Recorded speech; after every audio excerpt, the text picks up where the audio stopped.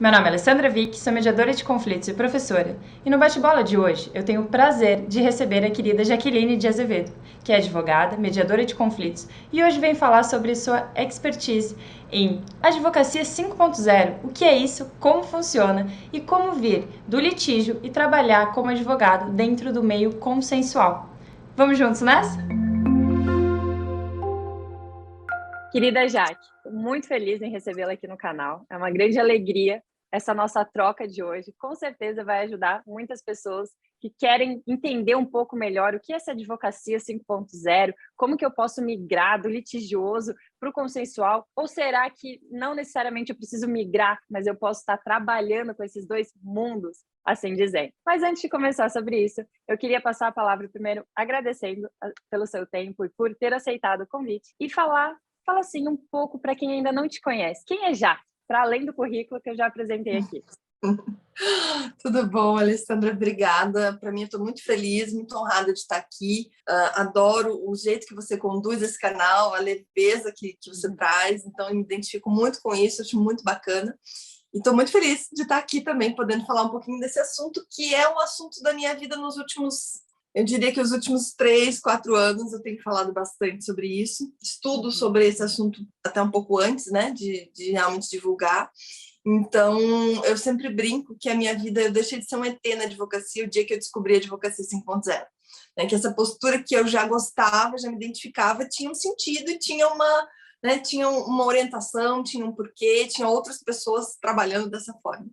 E é muito legal isso. Então, eu já começo falando por aí, né? Eu era um ET na advocacia até uns anos atrás, acho que 2017, mais ou menos, quando eu tive contato com esse assunto. Eu sou uma pessoa que tem muitos interesses, então, assim, a advocacia veio, mas, assim, eu queria fazer outras tantas coisas, que ser professora, aeromoça, enfim, um monte de coisas. Sou bem geminiana, adoro signos, e nesse ponto, realmente, eu tive uma fase na minha vida que eu achava que eu não tinha personalidade, de tanto que eu mudava.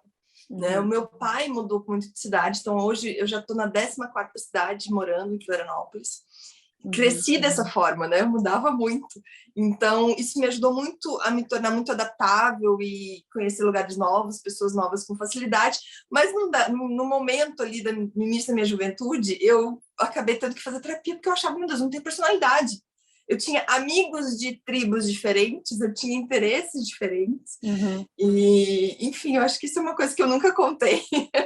Uma novidade, é um lado bom, um lado diferente, né? Porque hoje eu posso falar disso com mais tranquilidade, mas foi difícil entender isso. Bom, eu gosto de coisas diferentes e todos esses assuntos me permitem hoje ter uma vida com múltiplas tarefas, né? Eu gosto de dar aula, eu gosto de advogar, eu gosto de fazer mediação, então, assim, muitas vezes atuo na postura de advogada, no escritório, e às vezes também como mediadora, e pode parecer meio louco para quem está de fora fazer esses tantos de coisas diferentes, mas eu adoro. Obrigada por partilhar esse lado, Jaque, porque hoje em dia, às vezes, a gente se sente pressionado, né? Então, poxa, eu tenho que me encaixar nesse mundo, senão não é para mim. E não necessariamente, a gente vê que cada um traz uma bagagem diferente e é isso que torna cada pessoa única e tão rica, né? De conhecimento, de experiência de vida. Então, quando você falou que se identifica com diferentes formatos e que hoje você aceitou, percebeu que essa é a Jaque, né? E conseguiu canalizar tudo isso para a sua atuação profissional também. Então, não tem nada melhor do que isso, esse autoconhecimento e depois, a partir dali, direcionar para onde realmente quer. Né? Então, conta um pouquinho como que foi essa transição da advocacia, digamos, mais tradicional para a forma como você vem atuando hoje. Então, eu trabalhei muitos anos, primeiro com direito de família, né, com advogando, depois empresarial, que é o meu grande foco.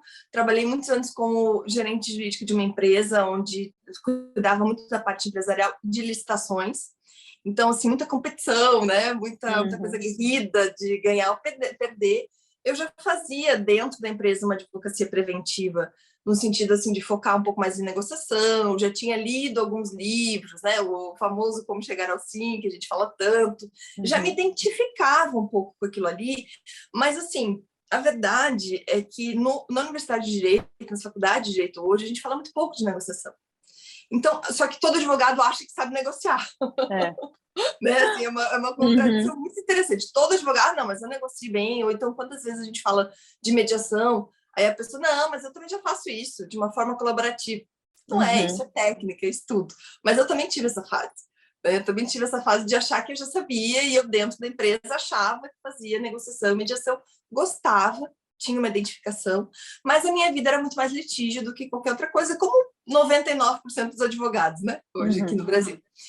E eu estava numa fase, assim, dessas tantas, de já entender que eu gostava de outras coisas, eu gostava muito de trabalhar em empresa, porque eu tinha contato com outros tipos de profissionais. Então, era uma empresa de tecnologia, e aí eu conversava com outras áreas, né? Então, já trazia essa coisa que já era muito minha, ainda sem entender como usar isso na profissão, né? Mas, assim, gostando desse universo mais diverso, não só rodeada de advogados.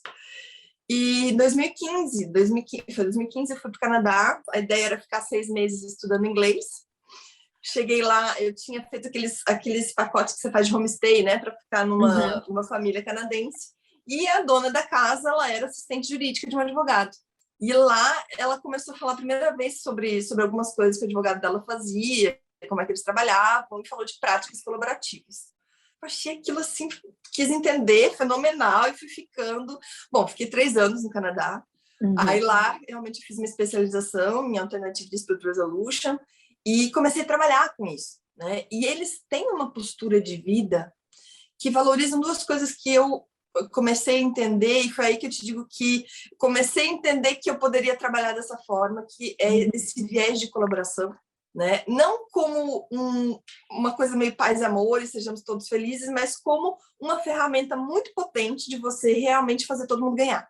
E se todo mundo ganha, a gente tem mais lucro, né? Nos negócios, na vida, enfim. E esse cenário multidisciplinar, que é uma coisa que me encanta muito, assim, sabe? Na negociação, na mediação, porque a gente tem contato, mesmo na universidade, com várias pessoas de outros saberes. Então, nessa especialização, não tinha só advogado. Tinha assistente social, tinha psicólogo, tinha pessoas de outras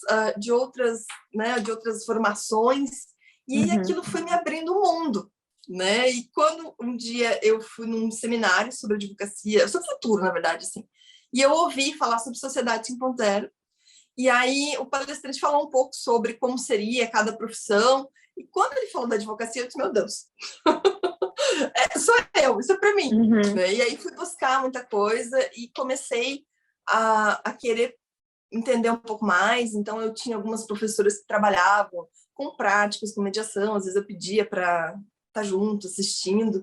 E quando eu voltei para o Brasil, em 2018, eu não queria mais voltar a advogar daquele jeito. Não tinha mais sentido, né? Porque eu já estava buscando outras coisas. Mas o choque cultural deve ter sido grande ali, né? Porque você estava dentro, completamente mergulhada num país em que culturalmente pensava e agia num outro contexto.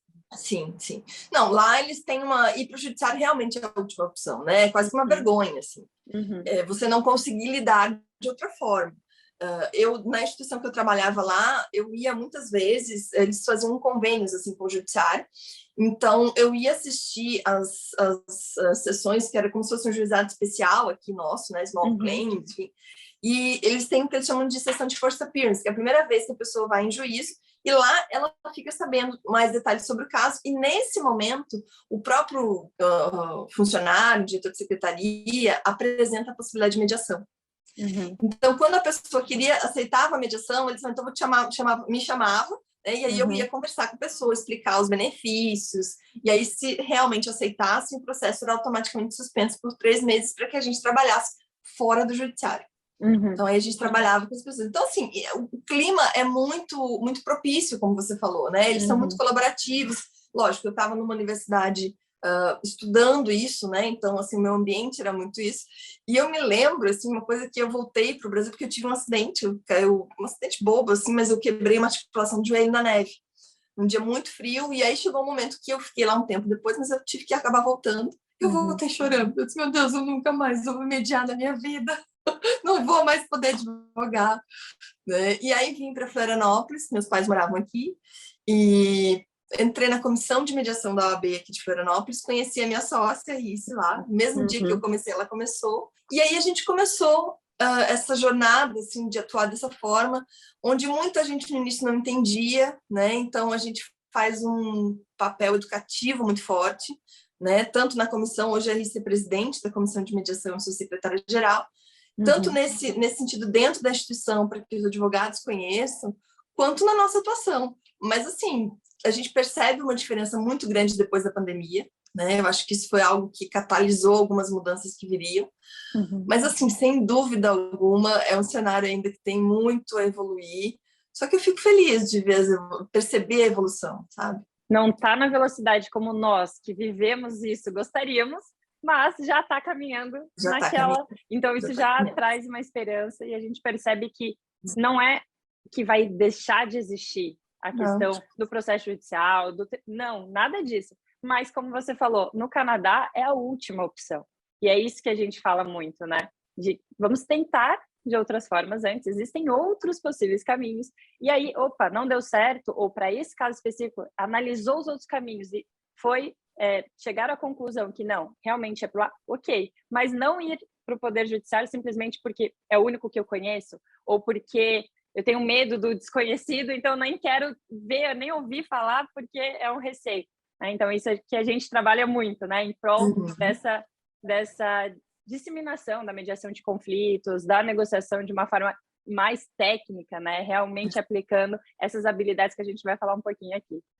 Mas, então, falando para quem não conhece ainda, né, já que para você fala de trás para frente, já fala isso há anos, mas assim, para quem ainda não teve contato, explica um pouquinho mais como que é essa advocacia 5.0. Então, essa advocacia é um conceito que vem da sociedade 5.0. O Japão, ali para 2014, quando teve, lembra que uma série de tsunamis e eles tiveram que, enfim, a economia japonesa precisou se reinventar. E o primeiro-ministro japonês junta lá uma equipe e essa equipe começa a analisar o que eu teria que fazer, o que é necessário para a gente evoluir, né? Para o Japão retomar o crescimento econômico e para eles continuarem nessa retomada. Lembrando que o Japão é um país extremamente tecnológico, né? Então, assim, eles já tinham muita tecnologia. E aí, nessa análise que eles começam a fazer, eles fazem um estudo da sociedade mesmo, né? Não, é um pouco diferente quando a gente fala de advocacia 4.0, que é focada na revolução industrial. Quando o Japão começa a pensar sobre a sociedade 5.0, eles pensam desde o início da evolução da sociedade. Então, assim, o que é o conceito de sociedade 1.0? Na época em que a gente ainda está na caça, né? Nômade. 2.0, a partir do momento em que nós começamos a ter plantar, né? Começa a ter um pouquinho mais das noções de cidade, porque a gente começa a fazer o plantio, então começa ali não ser mais tão nômade, né? A 3.0, quando surge a indústria, né? Quando eu começo a produzir em escala. A 4.0, que é muito o que a gente vive nesse momento, que é a tecnologia, né? A conexão de computador, internet das coisas. Então, esse é um momento de tecnologia que o Japão já estava há muito tempo. Para que serve tudo isso? Né? Por que a gente chegou até aqui num caminho de evolução? E aí eles criam esse conceito de sociedade 5.0, que é quase um ressurgimento, um renascimento, de colocar a humanidade no centro. Isso tudo serve para o benefício do homem. Então, é uma mudança muito sutil de olhar, né? Na verdade, porque a tecnologia, tudo que a gente precisa evoluir em termos de inteligência artificial, de computadores, continua, isso é recebido nessa sociedade. Só que isso não é feito naquele olhar de, meu Deus, o que eu vou ter que fazer para não perder o meu emprego para a máquina? É diferente. Então, o que eu coloco a máquina para fazer e eu posso me permitir fazer aquilo que me satisfaz? Quais são os grandes problemas da humanidade que a gente precisa focar em resolver? Então, é muito um olhar assim que cada profissão começa a ter um olhar colaborativo, né? Tanto de, bom, eu vou fazer aquilo que me satisfaz, eu vou poder buscar meu propósito, a minha satisfação, utilizando toda a tecnologia, tudo que já existe, mas o que mais eu posso contribuir com o coletivo? Né? E aí, nessa contribuição, assim, a gente começa a ter cada vez mais, que é uma coisa que a gente percebe já no mundo, independente dessa nomenclatura, porque eu sempre falo que a nomenclatura é o que menos importa. Né? Se tem gente que tem uma certa versão, eu não quero falar de sociedade 5.0, de advocacia 5.0, não importa. Entenda o conceito. E esse é um movimento que acontece no mundo. Por exemplo, a gente tem cada vez mais médicos que falam de uma medicina integrativa, que é uma medicina preventiva, de não deixar para só resolver o problema quando você está doente, mas evitar ter saúde. A gente tem engenheiros, arquitetos focados em construções sustentáveis, para não agredir o meio ambiente, para não destruir, né, o meio ambiente. E aí, o que cabe para a advocacia? Né? A gente tem uma missão que eu acho muito linda, né? E por isso encaixa tanto com os métodos consensuais, que é trazer as pessoas para um pouco mais de autorresponsabilidade. Esse é o conceito que eu mais gosto da Sociedade 5.0, porque eu, como parte, eu como indivíduo, tenho responsabilidade pelo que acontece na minha vida, e como parte de um coletivo, eu tenho responsabilidade pelo todo. Então, aquele advogado que culpa o judiciário, que diz que o judiciário é lento, que o judiciário é moroso, que não sei o quê, que não dá certo, a responsabilidade também é nossa. Porque tudo eu judicializo, porque tudo eu peço para o pai judiciário resolver, em vez de eu tentar ajudar a resolver aqui dentro do meu escritório, trazer essa postura para o cliente. Então, essa autorresponsabilidade começa numa mudança de postura do advogado, na advocacia 5.0, né? Bom, eu sou parte desse sistema, o sistema realmente é uma preocupação global, mundial, porque mesmo no Canadá, eles falavam muito de desjudicializar. Eu ficava bem quieta, né? Eu não vou nem falar dos números do Brasil. Imagino que eles falam daqui, né? Mas não, eu nem falava, nem contava nada, ficava bem quietinha. Todo mundo precisa, mas assim, pra gente isso é urgente, né? A gente precisa muito resolver. E aí, nesse sentido de você ter essa autorresponsabilidade na tua advocacia e, com isso, conduzir o teu cliente para tal. E por isso que, quando eu entendi a advocacia 5.0, e para mim faz muito sentido esses métodos da negociação, da mediação, porque é exatamente isso que a gente faz. A gente coloca o cliente para resolver o problema dele, em vez de terceirizar. A gente mostra para ele os benefícios, o quanto é importante ele resolver, até para que, de fato, resolva o conflito, não o processo. E para que realmente ele resolva, né? Não seja só um paliativo. Então, para mim, isso faz muito sentido naquele cenário. E, na verdade, com essa ideia da autorresponsabilidade, tanto do cliente quanto do advogado, a gente começa a ter acaba fazendo um teste de realidade também, né? Porque quantas vezes nós chegamos dentro do Poder Judiciário e tem um pedido, assim, completamente fora do contexto, que a pessoa vem sem pé nem cabeça, acha que tem todos os direitos do mundo, mas quando a gente começa a investigar, e o papel do advogado, ele é o primeiro a fazer esse filtro, né? Ele é o primeiro a poder investigar realmente o que está acontecendo e depois, através da sua especialidade técnica, direcionar, olha, para esse caso específico, nós temos esse caminho. Esse caminho vai por aqui, tem esse eventual risco, aqui, assim. Então, é uma chave, tem um papel fundamental dentro do Poder Judiciário, dentro da pacificação, tudo, com todo esse olhar que você falou do colaborativo, não com essa ideia, como você bem frisou, de, então é paz e amor, a partir de agora. Não é isso. A ideia é realmente trazer essa autorresponsabilidade. Eu gosto muito também dessa abordagem, é uma das coisas que é um dos pilares dentro da mediação de conflitos. E aqui a gente consegue identificar o que realmente está por trás. Porque às vezes o cliente vem e ele não tem noção real do que está acontecendo, nem do que ele quer e nem realmente do quanto ele também contribuiu para aquele cenário, né? E assim, eu acho que esse é um papel tão interessante a partir do momento em que a gente toma consciência, porque nenhum cliente chega na tua... Pelo menos a gente sempre fala isso com os alunos, né? A gente tem muitos alunos ensinando sobre esse assunto e aí existe essa ilusão, então eu agora vou me posicionar como advogada negocial, como negociadora, como mediadora, vou começar a fazer todo o trabalho de network, redes sociais, e o cliente vai chegar para mim querendo dizer assim, doutora, eu quero vir aqui fazer uma mediação. Isso não acontece. Isso não é a realidade. O teu posicionamento te ajuda, talvez inconscientemente até venha nesse sentido. Mas as pessoas procuram advogado quando o conflito está, né? Entender cada vez mais dessas técnicas de negociação, de mediação, justamente para poder ajudar o cliente a ter essa consciência, né? A importância disso, né, Ale? De você estar explicando. A gente faz tem que fazer muito check de realidade o tempo todo com o cliente. Você tem que mostrar os benefícios do processo ou não, os malefícios de um processo judicial, né? O custo, probabilidade de êxito. Então, assim, envolve muita técnica. não é E uma instinto. análise mais Muito complexa. grande, exato. Porque eu não vou só superficialmente falar, realmente, é esse caminho. Não, eu tenho que analisar todos os outros riscos disso, o impacto disso para o meu cliente, para as outras pessoas ali envolvidas também. Então, para quando ter a tomada de decisão, ser uma tomada de decisão muito mais consciente. Exato. Não, e isso que você falou, né, de muitas vezes o cliente não sabe o que é, a maioria das vezes. Porque quando você está no momento, você quer um advogado, você está querendo mais vingança do que realmente, às vezes, saber o que você quer. Então, a grande maioria das vezes, isso acontece, né? E eu acho que cabe muito a gente frisar também aqui, outra coisa que você estava comentando ali, que eu achei interessante, que eu te falei da história do não romantizar, não querer paz e amor. Gente, a negociação, que é o berço, né? Na verdade, a mediação se desenvolve com base nos princípios da negociação, né? Começou lá no finzinho da década de 70, início de 80, na escola de Harvard, no país mais competitivo do mundo.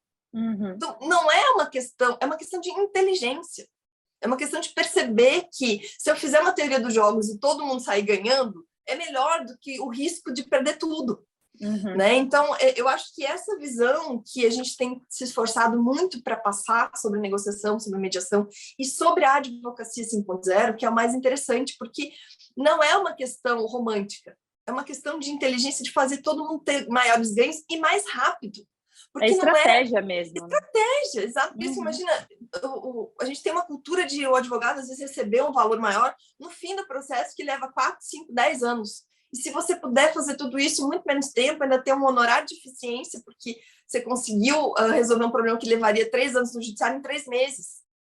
Então, assim, é uma questão de visão que a gente tem mostrado, porque essa advocacia 5.0 e o conceito da sociedade 5.0, ele começou a ser difundido. Porque no Japão, o que eles fizeram? Eles implantaram, a partir da gestão de 2016 até 2021, claro que continua, mas assim, o projeto foi focado naquela gestão do primeiro-ministro que chamou essa equipe, e ele, em 2017, começou a difundir isso no mundo inteiro. O G20 já assinou o contrato, o Brasil é signatário de alguns dos princípios, então isso é uma realidade. É por isso que eu falo, a nomenclatura é o que menos importa, mas assim, esse caminho a gente está indo, lentamente ou não, a gente está seguindo esse caminho. A pandemia acelerou muita coisa. Eu vejo muito mais procura de pessoas para entender o que é mediação e o que é negociação depois da pandemia, o judiciário parado. Muitos dos nossos processos hoje no meu escritório vêm de colegas advogados que passam para a gente. Então, assim, as pessoas já estão começando a entender essa necessidade de mudança de cultura para poder realmente, na verdade, ser mais eficiente, não depender do judiciário para tudo. Exato. E acho que também um outro ponto que ajudou nessa questão estratégica e esse olhar é que nós começamos a quantificar, a mensurar aquilo que antes não era mensurado. Então, antes, quando se falava de tempo, o que é o tempo? Hoje a gente olha qual o impacto desse tempo para a empresa, qual o impacto desse tempo para a família, seja independentemente do contexto, né? Então, isso precisa vir para a ponta do lápis para, na hora de tomar decisão, o quão importante é isso dentro do seu cenário, né? Para além do tempo, a questão da confidencialidade ou não, a imagem ali das pessoas envolvidas, da empresa, tudo isso a gente começa a quantificar, começa a realmente analisar ponto por ponto. E isso faz com que a tomada de decisão seja muito mais racional e seja muito mais estratégica do que antes, que essas coisas eram, tem, mas não levava tanto em consideração. No final é que caía a ficha de que estava com uma sentença na mão, mas não necessariamente com o resultado, não necessariamente feliz com aquilo que estava acontecendo, né? E assim, a gente passa por um momento que a gente está começando uma mudança de cultura, né? Esses dados todos, essa informação, isso que a gente precisa levar para o cliente, passa muito pelo advogado entender disso tudo, né? Então, essa é a grande chave, porque ainda tem muito advogado que não conhece. Ou que conhece, como eu te falo, acha que faz, eu já faço, eu sou colaborativa, eu já tenho esse instinto. Eu saí da universidade achando que eu negociava, eu fui entender lá fora que eu não sabia nada disso. Porque aí, quando eu comecei a ver as pessoas realmente utilizando isso como uma técnica, com essa profundidade, né, de análise das coisas, é muito diferente. É muito diferente daquela barganha que a gente acha que faz, né? Que é uma barganha, na verdade, não é uma negociação. Então, é muito interessante essa postura de começar cada vez mais mostrar para o teu cliente e mostrar para os colegas sobre isso. Porque isso é uma outra questão, Ale, que sempre me perguntam, mas o que adianta eu ser advogada colaborativa e ter essa postura se eu vou para uma audiência e o outro advogado está lá brigando? Primeiro que assim, você não pode pautar a tua vida pela vida do outro, né? Se você acredita nesses princípios. E assim, eu te digo que eu vi funcionar. A gente sabe que funciona. Eu vi funcionar lá fora, eu faço funcionar aqui. A gente tem clientes que a gente trabalha assim. Hoje o nosso escritório, ele não necessariamente é só consensual, mas naturalmente ele é. Porque eu hoje só faço consensual. Eu não preciso chegar no ponto de levar para o judiciário.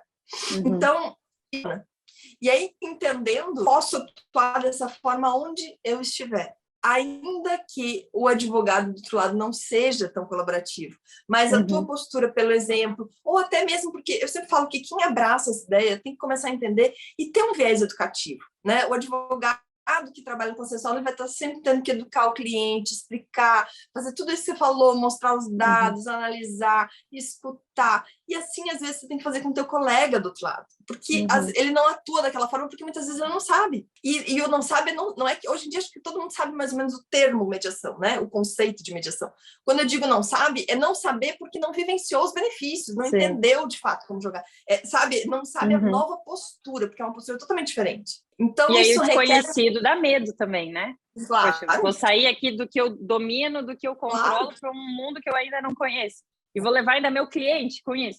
Claro que para isso, nós como profissionais que atuam nessa área, com essa perspectiva, nós precisamos explicar como isso vai acontecer. E outra, com esse olhar colaborativo, com essa ideia do ganha-ganha, eu estou olhando para o outro. Então, eu posso apresentar o quanto ele vai ganhar também com aquela situação, tentando através desse caminho. E é aqui que a gente consegue fisgar, de certa forma, né? Demonstrar o benefício de forma mais palpável. Eu acho que a gente vai viver ainda, veremos isso nas universidades terem uma cadeira de negociação lá no início, bem no início, que é a primeira coisa que as pessoas precisam aprender.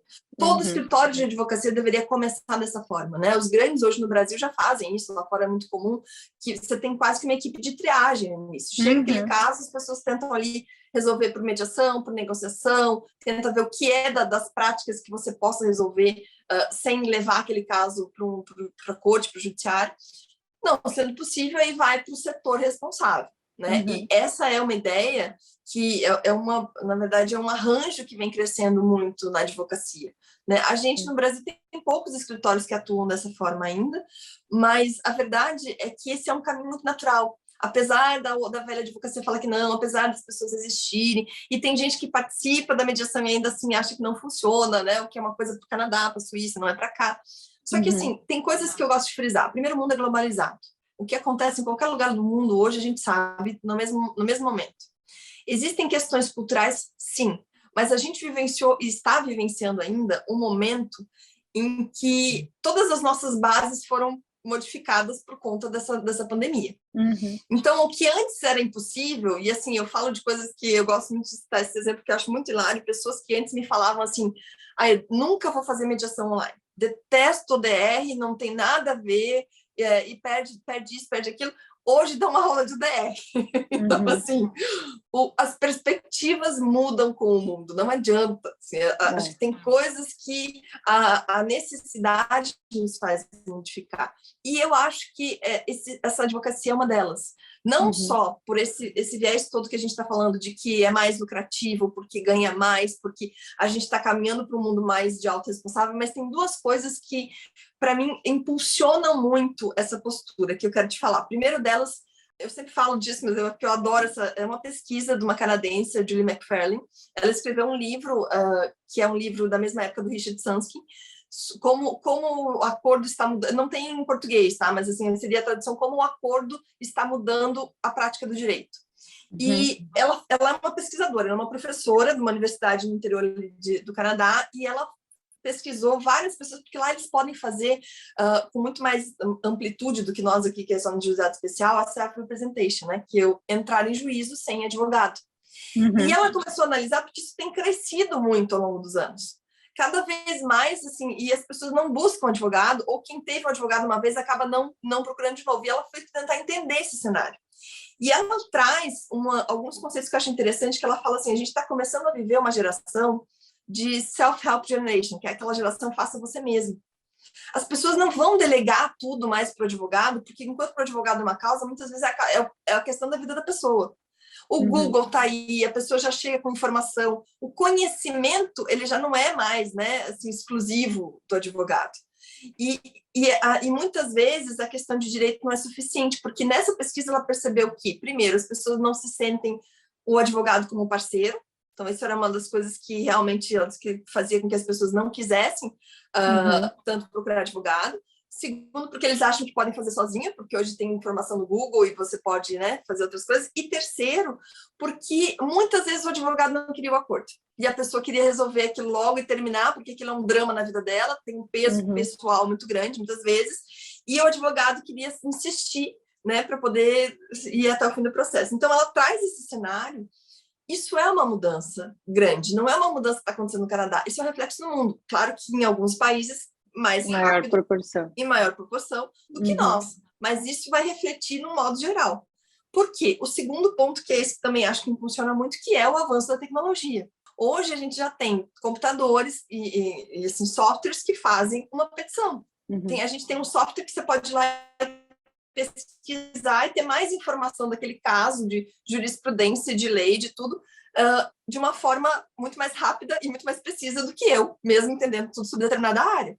A gente tem um computador, um software, um robô que faz mediação. É aquela mediação inicial, sim, aquela base de mediação inicial, mas é possível. Então, cada vez mais essa tecnologia, que a gente hoje no direito já fala de juriometria, né, de inteligência artificial, desses dados todos que a inteligência te traz, e muito, o próprio Canadá, ele tem um tribunal, que é um tribunal administrativo, que é 100% online. É tudo virtual, e aí lá as primeiras... quem tiver a oportunidade, depois eu te passo o link desse tribunal, assim, que é interessante, as primeiras bases, às vezes, a primeira ramo de negociação, você faz ali meio que...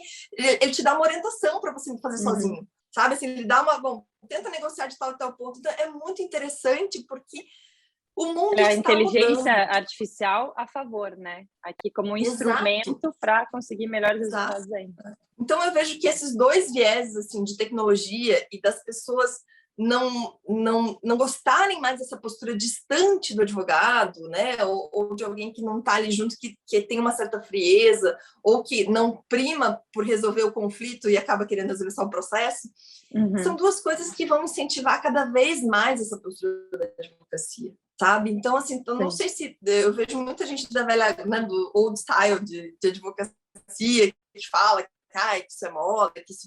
Mas eu não vejo numa geração futura, por exemplo, dos filhos nossos, que isso ainda vai estar assim. Eu acho que muito antes, eu acho que em 5, 6 anos a gente vai ter um outro cenário já.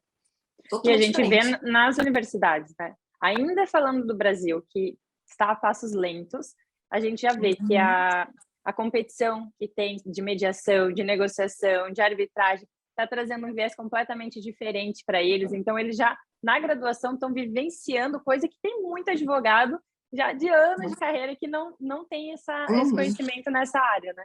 Então, acho que isso também vem impulsionando essa curiosidade, despertando tudo isso nessa nova geração de profissionais que já vai entrar no mercado de uma forma completamente diferente. A gente, a partir do ano passado, começou a ter aquela cadeira obrigatória do MEC, né? Que agora é obrigatória, de mediação, negociação e arbitragem. É tudo junto, não sei como é que pode sair muita coisa, porque, assim, eu acho que negociação tinha que ter uma cadeira ou duas muito mais profundas para um advogado. Deveria estar mais no início, né? Não muito ali no mais final, quando já está muito moldado em prol do litígio. Exato, já mudou muito o processo, né? Então, assim, não ajudou a abrir o leque. Porque eu acho interessante até de colocar isso, assim, a gente vê o quanto o próprio judiciário brasileiro, diferente de lá fora, tá? Porque esses métodos todos, tanto a negociação, a própria mediação, acontece muito fora do judiciário e nasceu fora do judiciário, né? Práticas colaborativas nascem de um advogado que estava insatisfeito, a própria negociação, que é dos professores da escola de Harvard, que começam a ver que é diferente, e tem muito pouco dentro do judiciário. No Brasil foi o inverso, para bem ou para mal, né? Assim, eu acho que o judiciário fez por nós aqui no Brasil algo muito importante, o que foi diferente de lá fora. O judiciário importou essa ideia da mediação, da conciliação.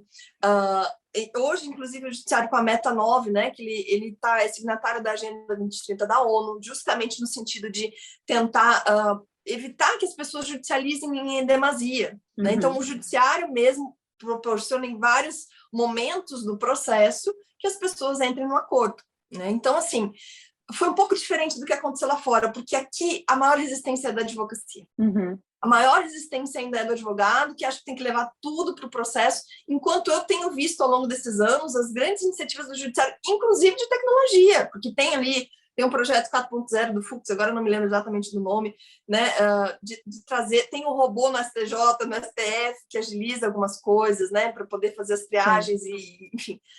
A advocacia está um pouco mais resistente, sabe? É isso que eu percebo e às vezes eu me questiono o porquê. Eu acho que muito vem dessa questão que a gente está falando nas universidades, porque a gente só aprendeu a fazer isso. Uhum. A gente só aprendeu. Então, assim, é esse medo do novo, de, bom, eu não sei fazer de outra forma, e preciso procurar de outra forma de fazer, e, enfim, só que assim, a gente tem que começar a abrir um pouco mais a cabeça, né? E claro, tem outra coisa que eu me lembrei agora que eu quero lembrar de falar, porque eu já ouvi muita gente falando assim, mas advogado não é terapeuta. Quando a gente fala que a gente faz toda a escuta, né, que a gente usa todas essas técnicas, e realmente advogado não é terapeuta, porque assim, seria até uma ofensa dizer que o que a gente faz de escuta e trazer esse acolhimento para o cliente é uma terapia, porque assim, o cara estudou, né, a gente tem psicólogos e terapeutas que estudam a fundo isso. O que a gente faz é humanizar essa relação, porque as pessoas estão cansadas. Quando eu cito essa pesquisa da Julie McFarlane, que ela fala que o cliente se sente longe do advogado, é isso, falta de humanização, Sim. falta dessas habilidades de conexão, né? Mais empatia, mais capacidade realmente de se colocar no lugar do outro, né? De criar esses laços que são tão importantes. E entender o lado humano, porque o direito material, cara, um computador vai poder fazer isso fácil daqui a pouco. Já faz, né? Isso é só uma questão de escala, porque assim, já tem, isso tudo que eu estou te falando dessas tecnologias, isso já existe. É só uma questão de alguém investir, fazer em escala, e aí vai depender muito dos limites legais disso tudo. Mas assim... Sim, aqui tem um mundo ético e discussões que... Exato. Poderia ter um encontro só sobre isso, né? Só sobre isso, mas assim, isso já existe. Não é uma invenção, não é uma coisa para assim. Isso é só uma questão de se amplificar e popularizar. E a gente sabe que quando acontece isso realmente é uma questão de tempo, né? Não tem para onde fugir. E essa postura do advogado, na verdade, é de realmente tentar entender o contexto daquele cliente específico. Ainda que tenham algumas áreas, algumas coisas que se repitam, cada caso é único. E o quanto aquilo significa para cada um também é único. Então, não pode o advogado achar que é uma regra geral e aplicar simplesmente sem ouvir o cliente. Precisa entender o que para aquele cliente é importante. Por que às vezes alguns advogados ficam frustrados com alguns tipos de acordo porque ele não tomaria aquela decisão. Então, para ele é difícil aceitar que para o cliente é diferente, né? Mas essa parte é muito... Ela traz boas reflexões aqui para a advocacia tradicional e para essa mudança que já está acontecendo, né? Uhum. E assim, eu acho interessante frisar também, para quem está assistindo, porque você não precisa mudar e largar tudo, mas começa a abrir a mente, né?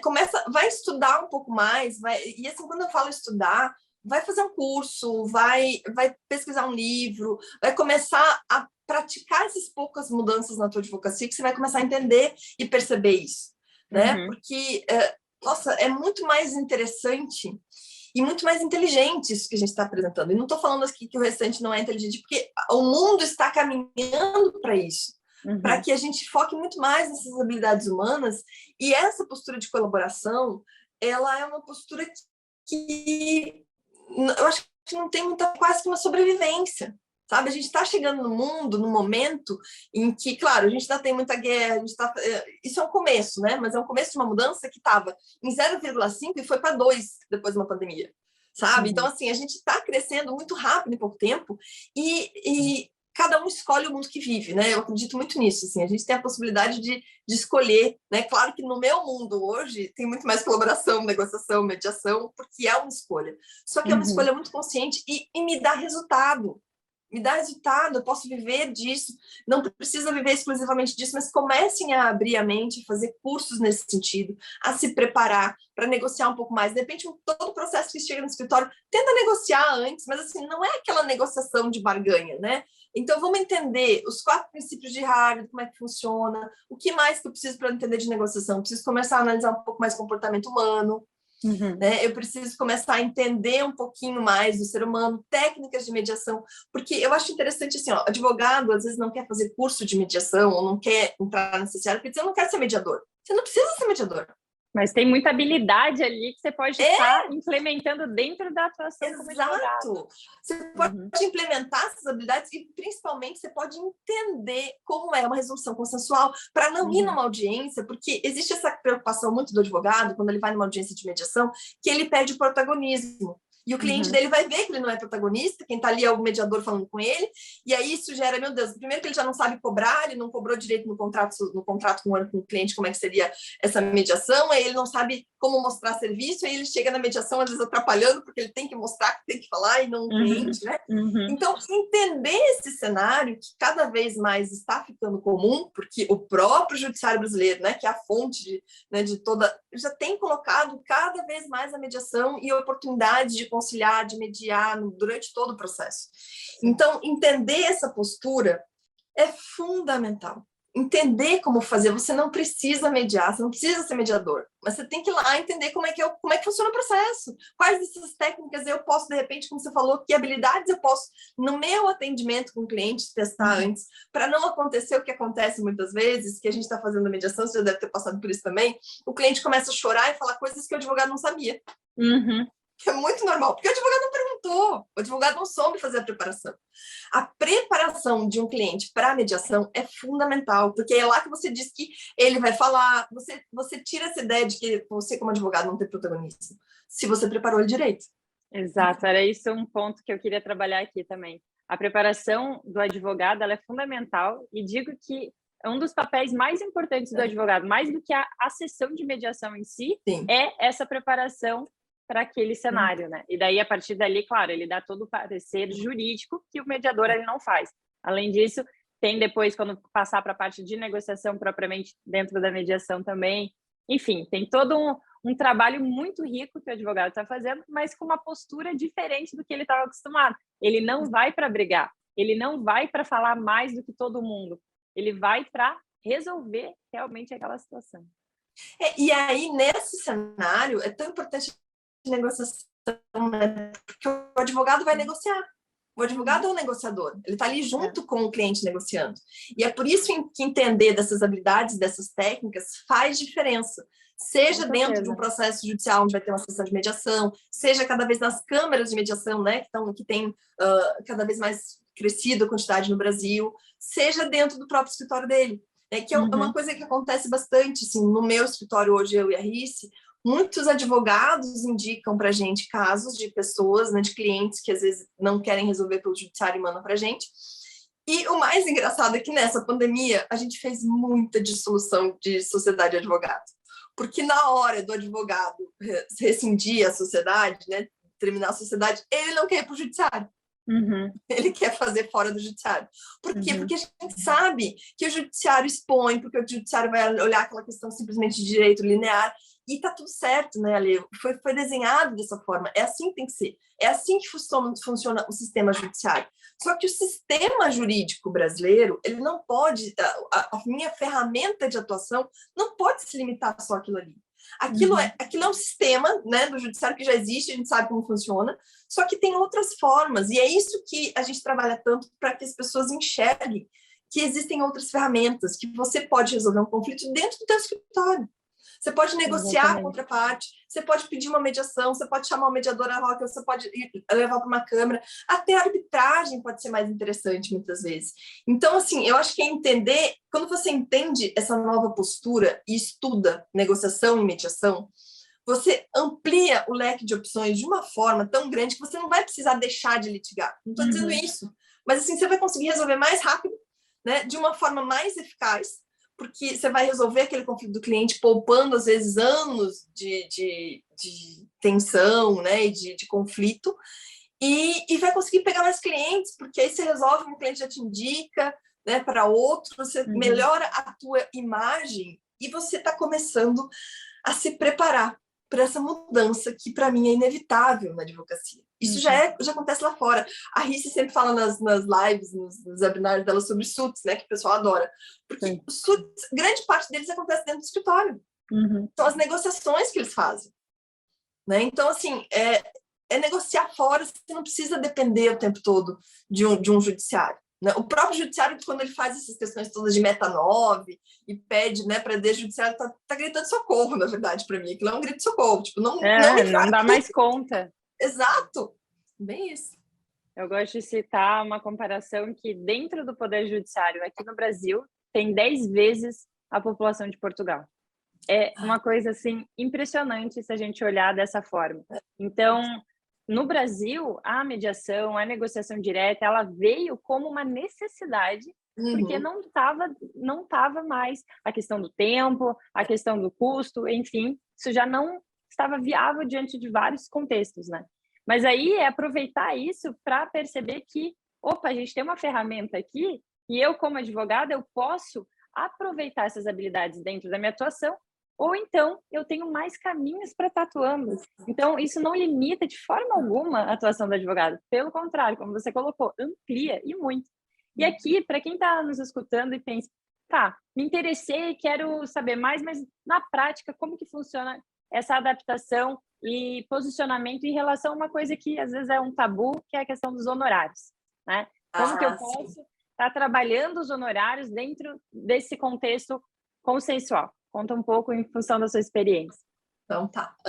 Primeiro, assim, a gente precisa quebrar aquela ideia, né, de que eu vou ganhar no final da causa. Então, assim, eu sempre falo que a gente tem que, quando o cliente chega, você vai fazer você vai ouvir, você vai entender a história dele, você vai fazer rapport, você vai se conectar com ele para depois, né?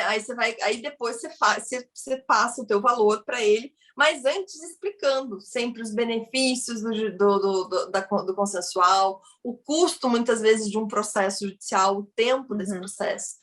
Né? Porque a gente tem que fugir do cérebro reptiliano, porque as pessoas, quando você passa o valor, né, que às vezes quer fugir, então você precisa primeiro mostrar e fazer esse convencimento muito de persuasão.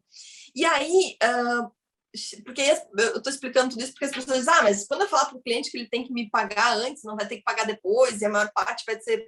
Você tem que mostrar para ele primeiro que você vai resolver aquele problema em muito menos tempo.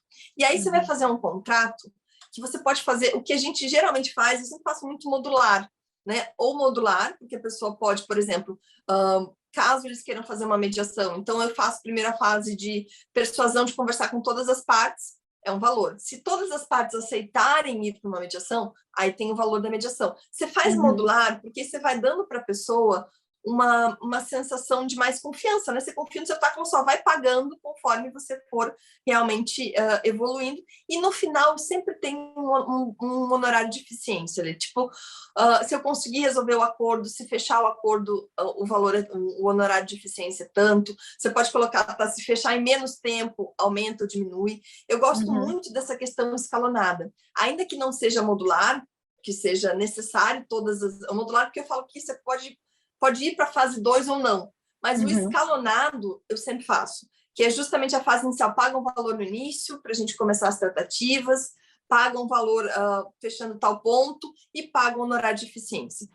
Isso é muito customizado, caso a caso. Mas sempre nessa ideia de pensar na mediação, né, na negociação. Então, qual é a tua atuação naquele processo? Quando eu falo, como eu estou falando muito a minha realidade, porque eu faço muito pouco no judiciário, tá? É muito privado. Então, a gente faz muita facilitação de diálogo dessa forma, entre os clientes, ajudando muitas vezes as duas partes, ou negociando por uma delas.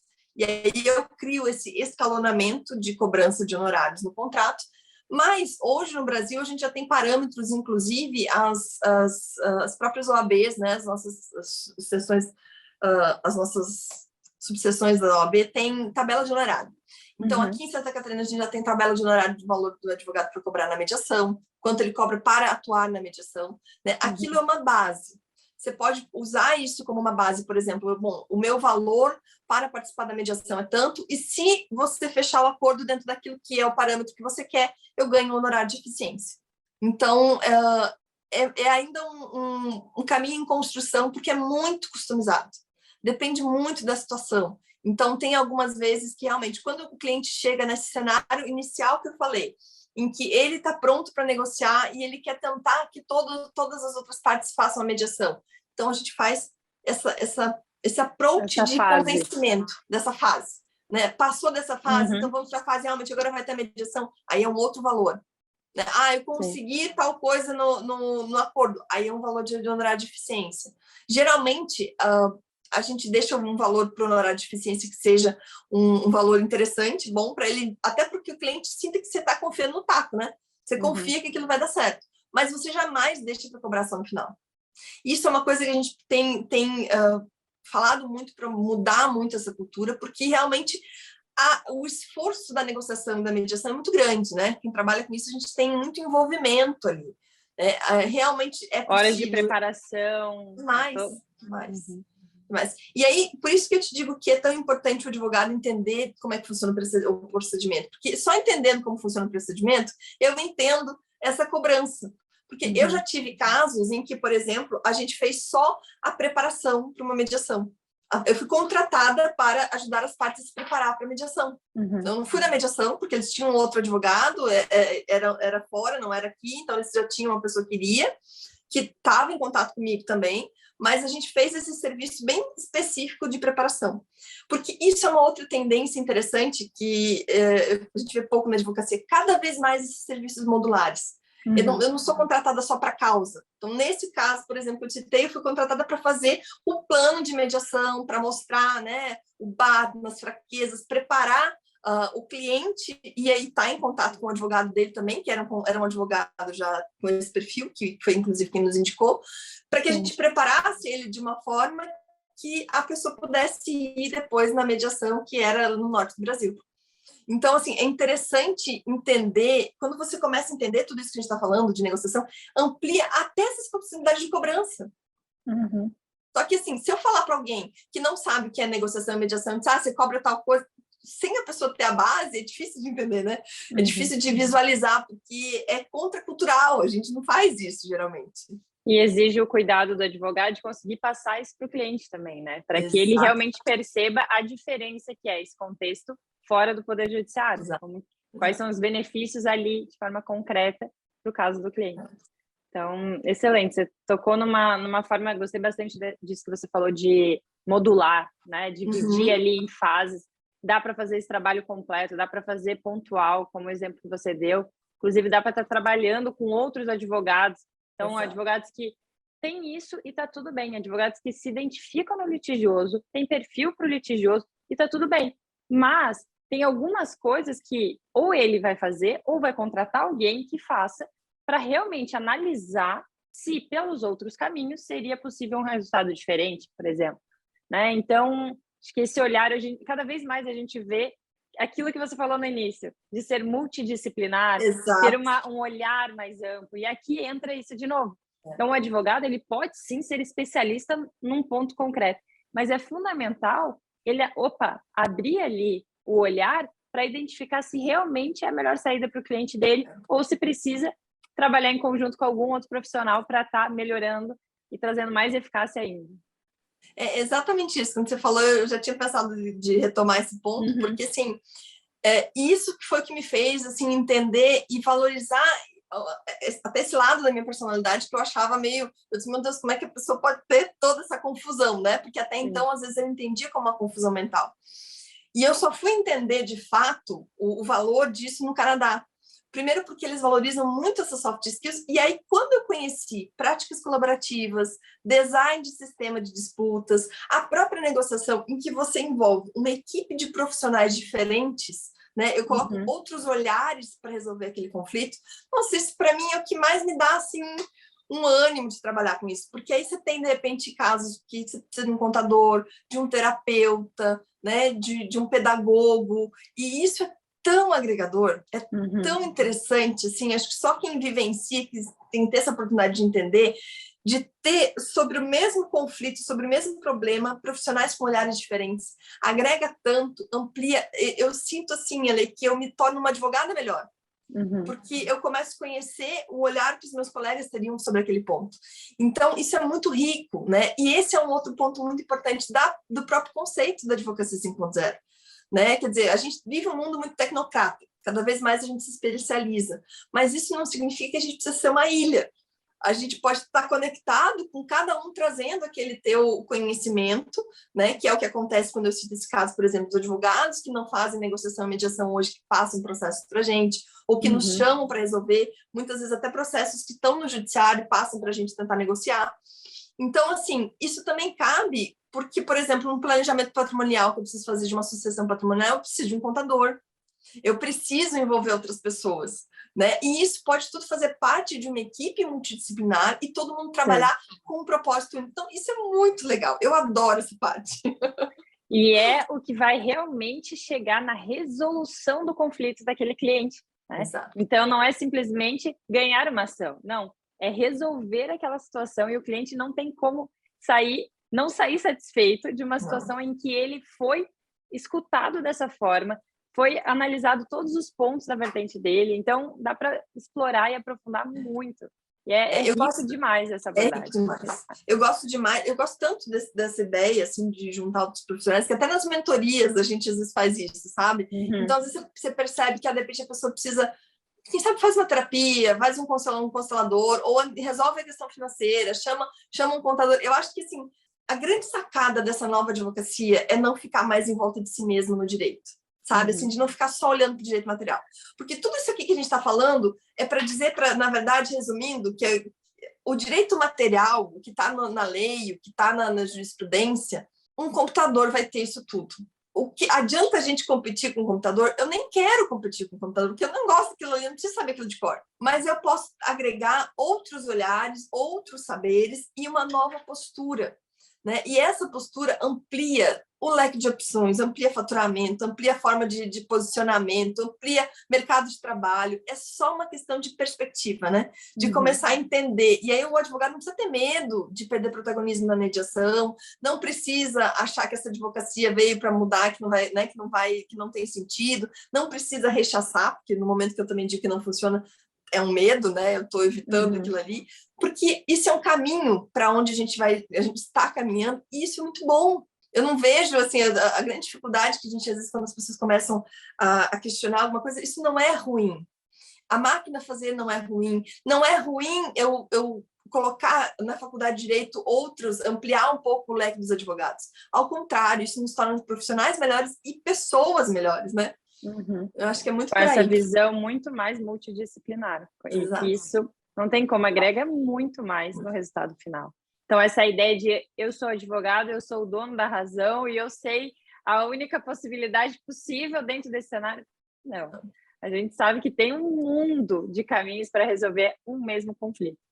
Então, nada como trazer outros profissionais, aumentar ainda mais a nossa... Hoje se fala muito dessa caixa de ferramentas, né? Cada pessoa tem. Então, eu não preciso mudar, acho que é importante frisar isso aqui de novo, né? Eu não preciso deixar de estar no litigioso. Eu posso ter mais ferramentas e habilidades para estar lidando com isso com o meu cliente e perceber que, será que o Poder Judiciário é o único caminho ou deveria ser o primeiro passo a ser dado? Então, essa reflexão para a gente finalizar aqui. Mas, Jaque, se fosse assim para dizer em alguns tópicos, o que você chamaria atenção sobre essa temática, quem está interessado em realmente aprofundar mais? O que você diria? Olha, eu diria que, assim, a gente está falando de várias coisas que a advocacia está mudando, as pessoas têm muito medo, né? Perguntam, ficam com medo de perder o mercado de trabalho, não vai mais ser advogado.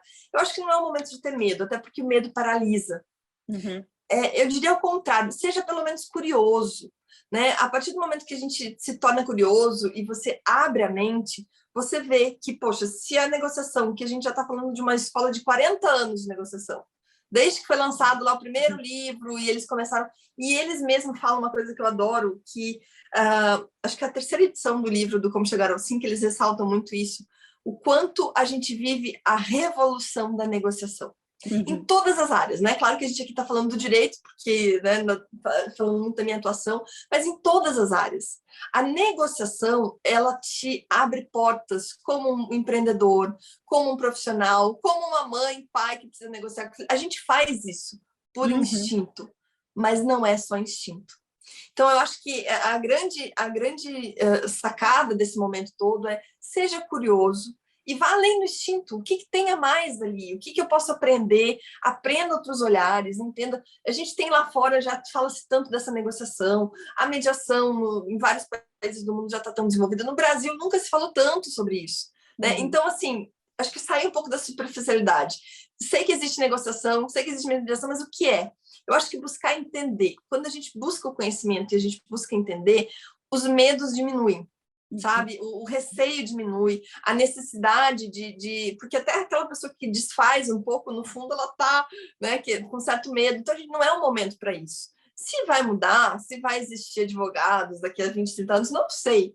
Né? Isso, provavelmente, o mundo, a gente percebeu, e para mim, uma das grandes lições da Covid, desse momento todo de pandemia, é essa necessidade de adaptação. Então, e a vida faz essa necessidade, né? Algumas vezes, em algumas situações, a gente tem que ir atrás, mas às vezes é uma questão de sobrevivência mesmo, da gente precisar se readaptar. Como eu falei, de pessoas que não gostavam do ODR e hoje em dia fazem mediações e coisas online. Então, eu acho que, assim, seja curioso, não tenha esse medo, né? O conhecimento, ele tem esse poder de trazer luz para o medo.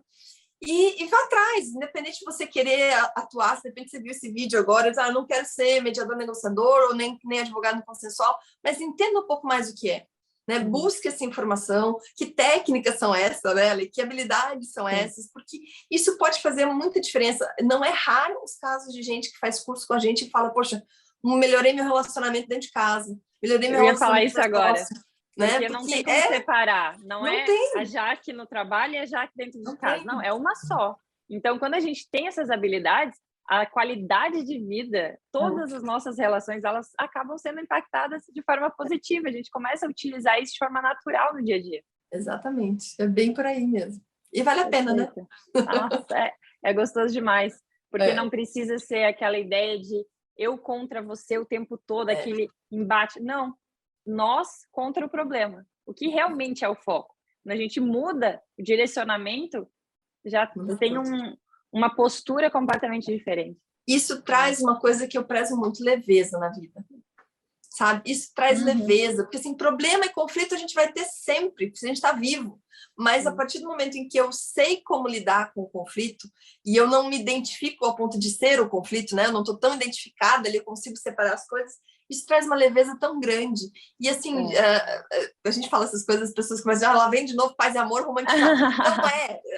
Faça pela curiosidade de entender as técnicas no seu trabalho, que você vai entender depois o que a gente está falando, né, Lê? Quanto isso muda a vida. Exato, e essa leveza, eu vou pegar essa palavra porque eu levo, é realmente a minha palavra também. É engraçado como a gente se conecta com as pessoas e quando vai ver, tem vários pontos ali em comum, né? A questão da leveza é justamente, eu não conheço ninguém que fala, olha no meu olho e fala, eu gosto de brigar, eu gosto de chegar em casa, brigar com a minha esposa, com meus filhos, eu gosto de chegar no escritório e já saber que tá tudo fervilhando, eu gosto de... Não, eu não conheço.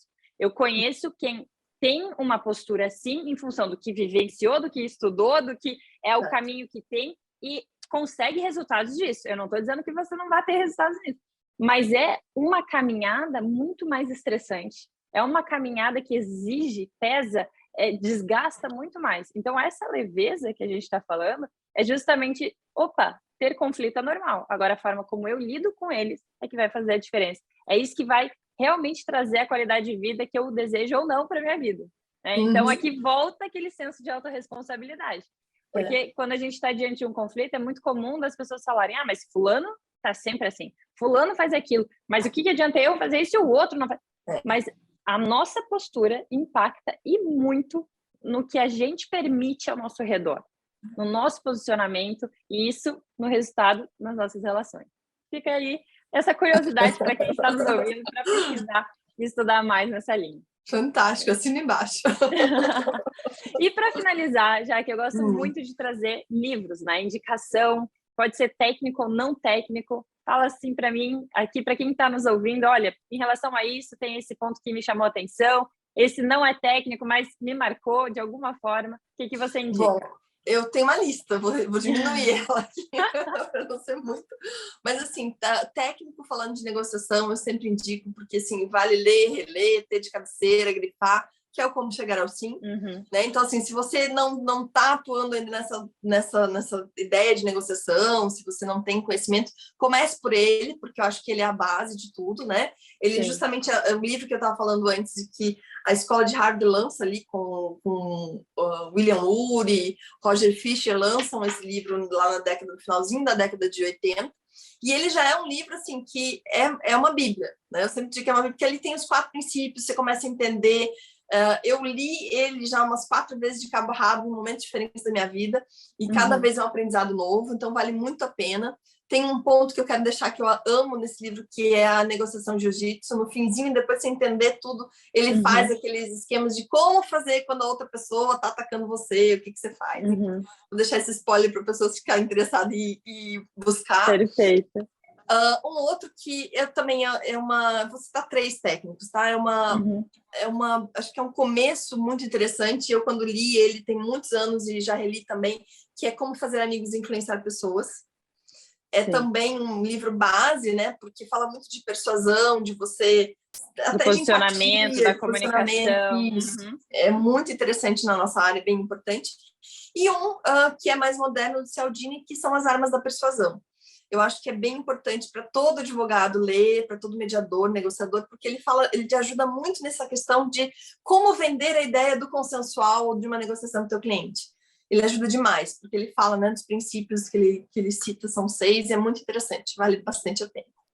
Perfeito. De livros não técnicos, aí eu tenho uma lista de preferidos, assim, mas eu vou falar de 3 também aqui, eu acho. 3 ou 4. Tem um que eu adoro, eu gosto muito de livros, assim, de histórias transgeracionais, sabe? Então, um que eu li na minha adolescência que eu amei, que é O Tempo e o Vento, do Érico Veríssimo. Adoro, foi um livro, assim, que eu me lembro, nossa, ele era 3 volumes, meu pai tinha em casa, assim, uma biblioteca com esses livros, eu sempre levava 3, era muita coisa, e um dia eu comecei e eu não conseguia mais parar. Então, adoro essa ideia. Nessa mesma ideia, 100 Anos de Solidão, do Gabriel Garcia Marques, e aí já recomendo todos dele. Para mim, o melhor nem é o 100 Anos de Solidão, é o Amor em Tempos de Cólera, que eu adoro. Mas todos deles são bons. Acho que eu já li a grande maioria, assim, vale muito a pena. E um outro que me marcou bastante, assim, que foi Feliz Ano Velho, do Marcelo Rubens Paiva, que é a história Esse eu não dele. li ainda. Ele ficou tetraplégico, eu acho.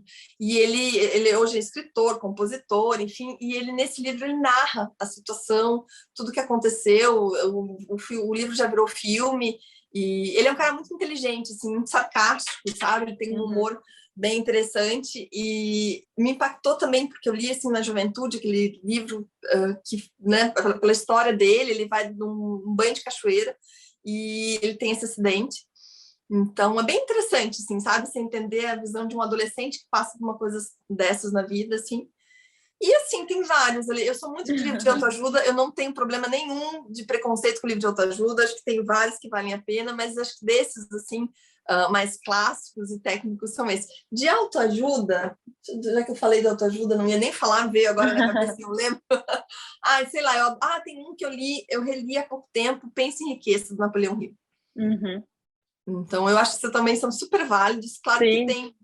Acho que tem um preconceito com esses livros de autoajuda, mas tem muita coisa ali que, quando nós aplicamos, são ferramentas excelentes para o nosso dia a dia. Ajuda muito no autoconhecimento, sim. Tem vários que são bem interessantes. Perfeito. É isso. Obrigada, Jaque, pelas indicações. Assina embaixo em todas. Só não li aquele, mas você já explicou melhor e já gerou aqui curiosidade. É bem interessante. E eu acho que o livro é uma forma de nós crescermos muito, tanto da parte técnica, quanto na questão de autoajuda, no desenvolvimento pessoal e profissional, quanto a literatura de uma forma geral, que é viver outras vidas, é conseguir imaginar e aprender, porque não tem como. Nós temos uma vida que vamos aprendendo ao máximo e tudo, mas ter a oportunidade de enriquecer o nosso dia a dia com as histórias de vidas dos outros, com o olhar do mundo das pessoas. Eu sou apaixonada, amo ler, e eu gosto de estar sempre com a indicação de livro no final, porque finaliza com chave de ouro esse nosso rico encontro. Obrigada, Jade. E eu gosto, cada encontro eu acabo puxando de alguma forma algum livro. Enquanto você foi falando, me veio na cabeça um que é do Maurício Benvenuti, que na verdade eu conheci graças a vocês, porque vocês fizeram um evento onde ele foi um dos palestrantes. Sim, exato, foi o congresso, né?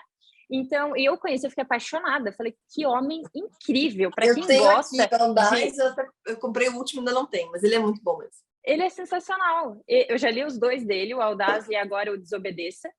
E eu fiquei, assim, apaixonada, porque ele tem um olhar, assim, de tecnologia, de novidade, ele tá por dentro de tudo que tá acontecendo, ele faz refletir. Então, fica essa indicação, Desobedeça, que foi o último que eu li dele. que É traz bom. esse olhar muito voltado no que você falou também, Jaque, da questão do multidisciplinar, a questão de, poxa, não é porque ele trabalhou muito tempo dentro da XP e não é isso que vai moldar toda a vida dele. Ele hoje trabalha numa área completamente diferente que foi através desse desenvolvimento das habilidades que fez com que ele chegasse onde está hoje. Então, é abrir a mente no lugar de ficar cada vez fechando mais. O Maurício é muito querido e muito acessível, assim, ele foi muito bacana com a gente. Ele é de Vacaria, aqui do Sul, enfim, mas eu já sigo ele há um bom tempo, assim, eu acho que pessoas que têm essa postura, né, dele, e a gente falando isso tudo, que a gente traz muito de inovação, muito de como melhorar a comunicação, gosto muito dos teus vídeos nesse sentido, eu te falei disso, acho que é muito bacana. E eu acho que é quase que isso é uma missão, né? Por isso que muitas vezes não é fácil, né? O Maurício mesmo conta na história dele tudo que ele já fez, o quanto ele teve que, às vezes, largar um emprego como na XP, imagina, que é uma das maiores empresas nesse ramo, né? No ramo dela no Brasil. Então, isso traz, acho que, uma inspiração para a gente, né? E esses movimentos que a gente faz, claro que muito menores, assim, né? De estar aqui falando disso, esse teu canal, realmente divulgando essas pessoas e poder cada um falar de coisas diferentes que fazem, que agregam, de fato, não só no profissional, mas como no pessoal, é tão rico, assim, eu acho muito interessante, parabéns. Não é fácil, a gente sabe que requer muito tempo, né? Muita preparação, então é um trabalho muito louvável. Eu já falei isso para você também, uma vez eu vi você fazendo uma live, lembra? Uma live sozinha. Eu disse, meu Deus do céu, como é difícil. Eu acho muito difícil fazer live sozinha, eu sempre faço com alguém. E eu disse, meu Deus, que mulher corajosa. E é isso, né? A gente precisa realmente de coragem para se jogar nesse mundo online, nesse mundo diferente de mediação e negociação. Mas eu tenho certeza que muito em breve, a gente já colhe os frutos hoje, mas a gente vai ver uma nova geração cada vez mais focada nessas inovações e que vão se inspirar na gente. Então, acho que isso é muito válido. Parabéns. Obrigada, Jaque. Obrigada por todo o carinho, por esse feedback, por essa troca que você fala muito. E é muito gostoso ter esse olhar, porque a gente que está aqui fazendo, quando recebe, né, a opinião de alguém, aquilo motiva mais ainda para seguir nessa caminhada. Então, a gente está junto de formas diferentes, mas com o mesmo propósito. Então, é muito gratificante recebê-la aqui. Parabéns pelo seu excelente trabalho que você vem fazendo em prol da mediação, da advocacia colaborativa, da advocacia 5.0, trazendo essas reflexões fundamentais na sociedade que a gente está vivendo hoje. E obrigada por partilhar tanto nesse nosso encontro de hoje. Eu que agradeço. Obrigada. E para quem está nos ouvindo, agradeço por ter assistido até aqui. Deixe nos comentários se ficou com alguma dúvida sobre algo que foi dito, que a gente dá um jeito de responder. Se eu não souber, eu vou atrás da Jaque e respondo depois para vocês. Se ficar com alguma ideia, alguma sugestão de um próximo encontro, só deixar também. Um beijo grande e até o próximo vídeo. Até mais.